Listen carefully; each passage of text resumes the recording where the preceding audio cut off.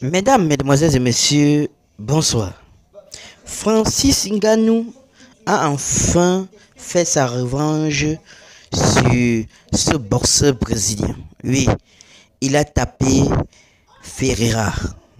Oui.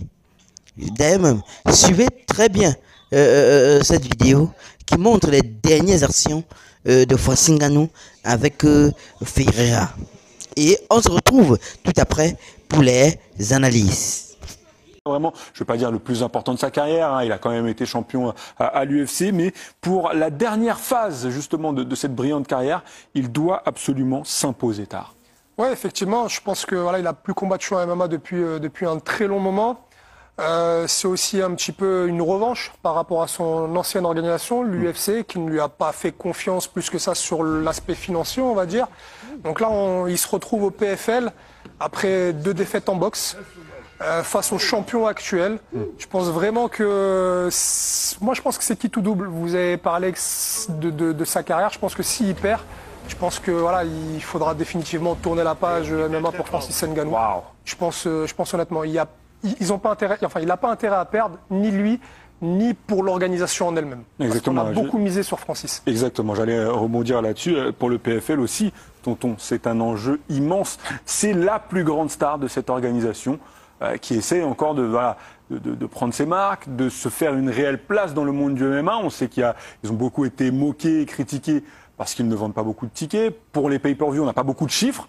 Ils comptent énormément sur la présence de Francis Ngannou, la présence régulière et une présence victorieuse. Tant qu'il est là, a priori, les affaires iront mieux pour le PFL. Oui, comme vous l'avez dit tout à l'heure, est-ce qu'il a le droit à l'erreur? Moi, je dirais non, il n'a pas le droit à l'erreur parce que, voilà, au-delà des enjeux financiers.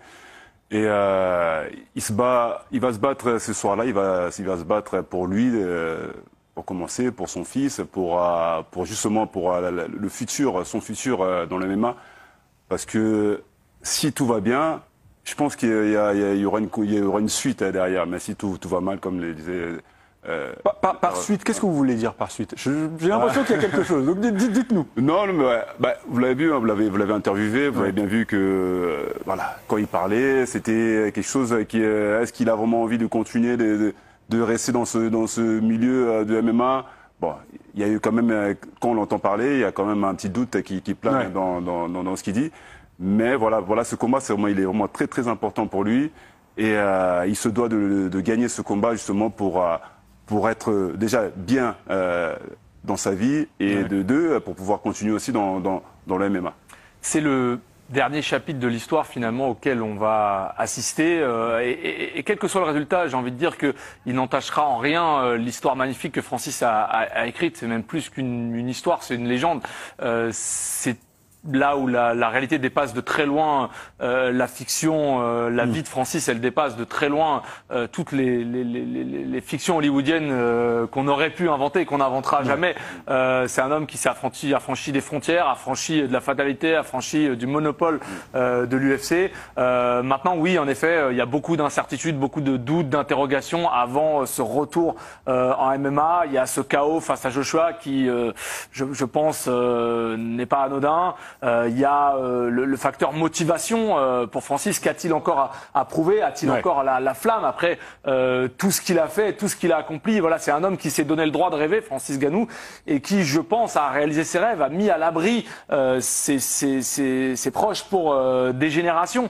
Souvenez-vous, Marvin Hagler qui disait c'est difficile de se lever le matin à 5 heures pour aller courir quand on a dormi dans des pyjamas de soie. Alors je ne pense pas que Francis soit homme à se laisser aller, à s'embourgeoiser, à se civiliser, comme on l'avait dit dans le film Rocky. Mais tout de même, ça fait partie des incertitudes. Et puis il y a cette tragédie aussi qu'il a vécue, à quel point ça l'a affecté. Beaucoup de doutes, mais c'est ce qui rend ce retour passionnant. Et vraiment, on a envie de voir Francis revenir et remporter une nouvelle victoire.